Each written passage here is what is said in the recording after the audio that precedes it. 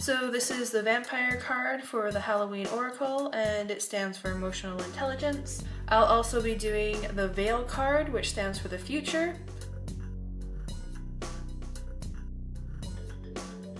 So in this card we see a very pale woman with red liquid in a martini glass. I'm assuming it's blood since she's supposed to be a vampire. She kind of has a canine teeth thing going there and a little bit of blood dripping down her chin. She's dressed all in black, but it looks like very ornate, fancy black with a high collar and pretty jewelry and all the rest of it. She has a full moon behind her. Again, the moon seems to be a regular thing in this deck. And she has a very confident, almost sort of hungry look to her eyes. That's why I guess vampires kind of have that sexual vibe going on with them, when really they just want blood. So the vampire is sort of makes me think of like, well, basically a vampire kind of makes me think of like leeching, whether energy, blood, like blood has sort of been considered life energy, but then there's also energy vampires, and they just go straight up for like energy. They all sort of leech or feed off of that, so that's that. And the blood, of course, is life force energy and also nutrition. It's also like it's what carries our nutrition through our body as well. The moon, again, cycles, power, feminine power.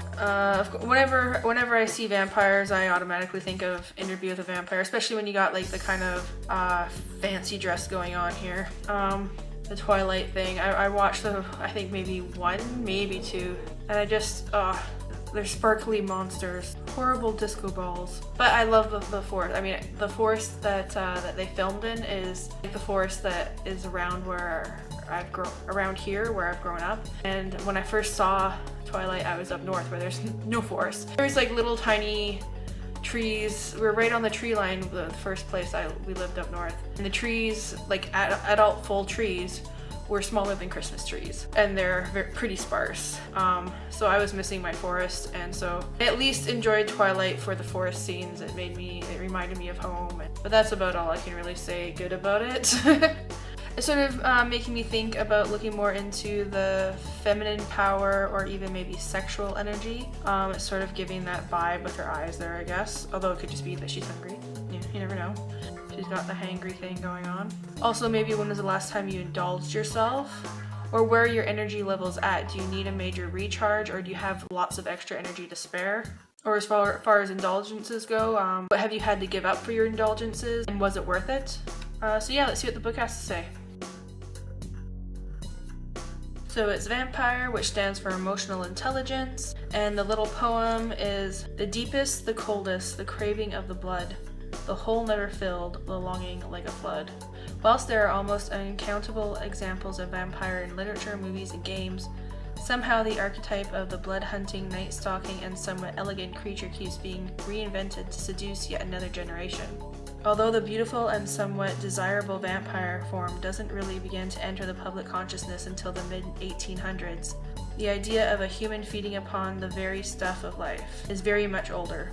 The Egyptians, Sumerians, Indians, and the Balkan people all have mythos containing vampire-like creatures. The vampire is an interesting figure because it is both horrifying and desirable. Having somebody want us so much that they desire to be that closely linked to us does feel good, until we realize that there's nothing much left of us to give.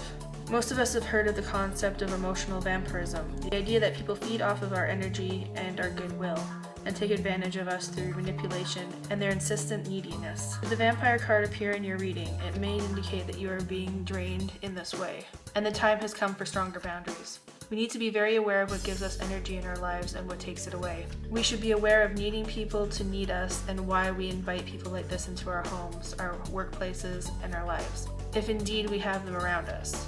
Developing the emotional intelligence within ourselves to help defend against this kind of emotional psychic attack, and enables us to foster healthy, equal relationships of all kinds. So I think that's a pretty strong card. Again, I'm all for creating healthy boundaries, but also being emotionally intelligent and recognizing when neediness becomes a toxic behavior. Anyways, let's see what the other card is. So this is the Veil card, which stands for the future. So in this card we see a blonde woman with very voluptuous hair that looks like she belongs in a Herbal Essence commercial or something. And she has sort of a doubled up mesh red fabric over her face. And that's all all I could really say for it. It kind of has a kinky vibe to it. I mean, they made her face very, I guess, very sexy looking. She has the voluminous hair and the voluminous lips and all the rest of it. And of course, like the blindfold going on. There's that. And of course, red is is considered a passionate color.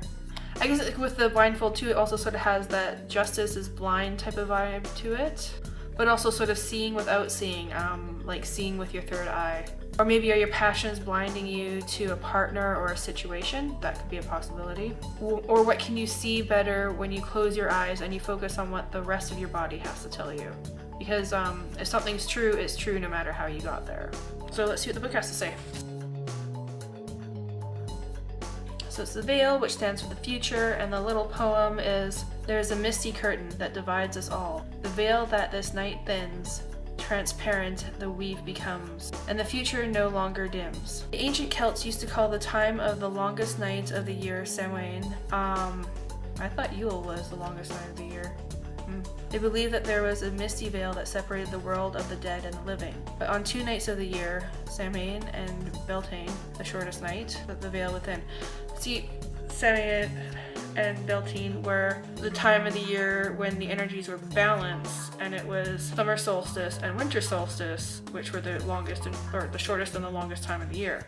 Anyways, the fineness of the veil meant the ancestors were closer than ever, and even the gods would be close. This would mean that the communications from the dead were more likely to occur, and that divination would be more effective.